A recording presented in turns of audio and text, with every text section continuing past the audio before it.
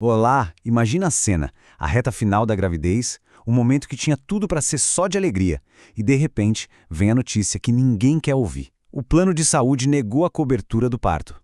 Bate um desespero, né? Mas calma, existe uma saída, e ela é mais rápida do que muita gente pensa. Vamos entender isso direitinho? Pois é essa frase que a gente grita por dentro quando a saúde da mãe ou do bebê está em risco e o tempo está correndo. O problema é que, do outro lado, a resposta do plano de saúde é quase sempre a mesma e parece uma parede de concreto. E aqui vem a informação que pode mudar tudo. Em uma emergência, a justiça age muito rápido. É possível conseguir uma ordem judicial, que a gente chama de liminar, em coisa de 24 a 48 horas, obrigando o plano a cobrir tudo imediatamente. Então, vamos direto ao ponto. Por que, afinal, os planos de saúde negam essa cobertura? A resposta, na maioria das vezes, está numa interpretação bem abusiva das regras de carência. A desculpa de sempre é essa: a carência de 300 dias. Eles jogam essa regra para todo mundo, como se todo parto fosse igualzinho, e convenientemente esquecem de uma exceção importantíssima que está na lei. E é essa exceção que vira o jogo. A lei, na verdade, separa as coisas de um jeito que protege a gestante e o bebê em situações de risco. Vamos ver como isso funciona. Primeiro, temos o parto eletivo, sabe? Aquele que é agendado, sem nenhuma complicação, quando a gestação chega ao fim. Para esses casos, tudo bem. A lei permite que o plano exija os 300 dias de carência. Agora, preste atenção, porque o pulo do gato está aqui. Para partos de urgência ou emergência, a história é outra. A lei é claríssima. A carência máxima é de só 24 horas. Sabe por quê? Porque o direito à vida está acima de qualquer contrato. Essa tabela aqui resume tudo de forma bem visual. De um lado, o parto agendado com carência de 300 dias. Do outro, o de emergência, onde a carência despenca para 24 horas e o plano é obrigado a cobrir. Simples assim. Aliás, qualquer parto que aconteça antes de 37 semanas, por exemplo, já é considerado emergência. Ok, mas aí vem a pergunta de R$1 milhão. Como se prova que é uma emergência? A resposta está em um único documento, que vira a peça mais importante desse quebra-cabeça: o laudo médico. Só que, atenção aqui, não é qualquer laudo que serve.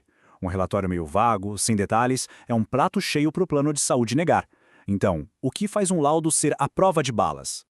Isso aqui é basicamente um checklist para o laudo médico perfeito. Ele precisa ter o diagnóstico bem claro, tipo pré-eclâmpsia, com o código da doença, o CID, precisa descrever qual é o risco de vida iminente, precisa justificar por que o parto tem que ser feito para já e, o mais importante, tem que ter escrito com todas as letras: trata-se de caso de urgência/emergência. Certo.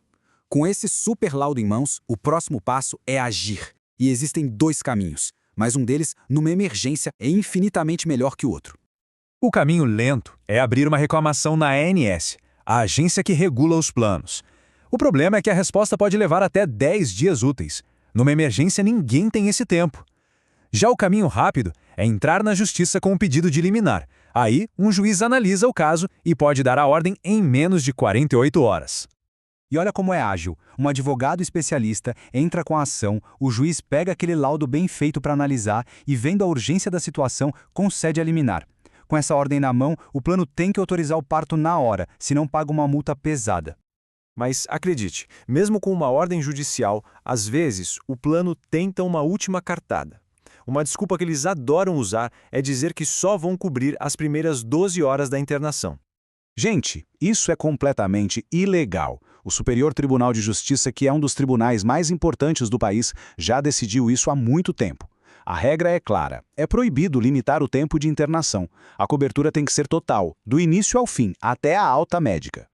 E tem outra desculpa que é de cortar o coração. Quando o plano é só hospitalar sem a cobertura específica de obstetrícia, eles usam isso para negar o parto, mesmo numa situação de vida ou morte. E mais uma vez, a justiça está do lado da vida. O mesmo STJ já bateu o martelo e disse que em casos de emergência, até os planos que são só hospitalares são obrigados a cobrir o parto. A prioridade é sempre salvar a mãe e o bebê.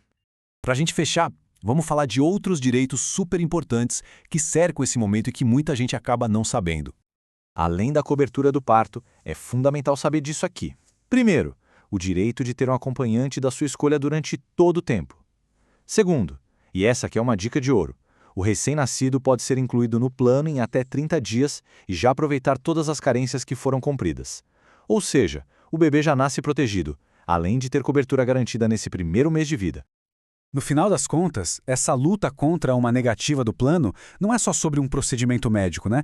O que está em jogo aqui é o direito de viver um dos momentos mais importantes da vida com dignidade, com segurança e com a paz de espírito que toda família merece.